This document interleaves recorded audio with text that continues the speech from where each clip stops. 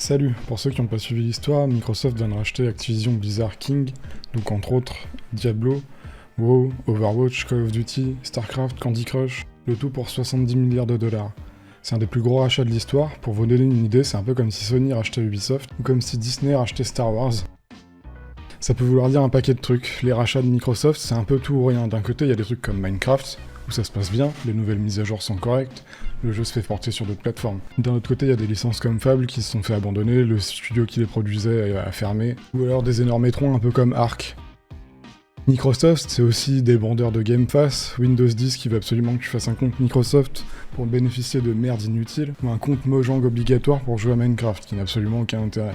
Après, il y a aussi des contre-exemples comme le budget sur les licences à succès comme Halo ou Sea of Thieves qui était quand même une bonne grosse merde à la sortie, mais ils y ont investi plein de pognon et du coup maintenant le jeu est globalement correct. Il y a aussi Forza et Age of Empires 4 dans les licences à succès où ils ont investi du fric et qui au final s'en sortent quand même pas mal. Donc bon, tout ça pour dire qu'à propos de WoW, avec un peu de chance, le renouvellement de direction va permettre un peu de sortir des schémas où on est depuis BFA.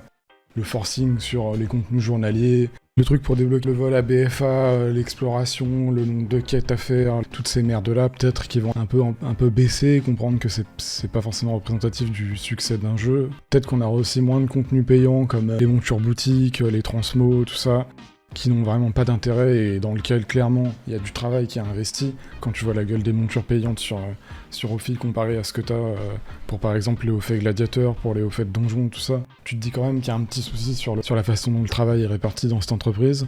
Ou alors si on n'a pas de chance, ils continuent sur la lancée actuelle, c'est-à-dire tous les 2 ans, tu bankes, tu fais plein de fric en sortant l'extension, tu fais un minimum de boulot sur l'extension pour quand même garder un pourcentage de joueurs et pas qu'il y ait trop de gens qui pleurent et tu laisses crever ton jeu à petit feu. Il y a un dernier aspect que je voulais aborder, c'est est-ce qu'ils vont remplacer Bobby Kotick, parce que pour ceux qui savent pas, Bobby Kotick c'est l'énorme merde qui s'affiche à l'écran actuellement, qui est au cœur d'accusations plus que douteuses, qui aurait notamment menacé un de ses employés de mort, ou de la faire tuer plus exactement. Personne qui a notamment reçu un bonus de 200 millions de dollars en 2021.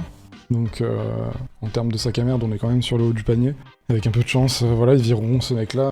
Donc on peut au moins avoir de l'espoir là-dessus. Merci d'avoir maté cette vidéo. N'oubliez jamais, fuck Bobby Kotick.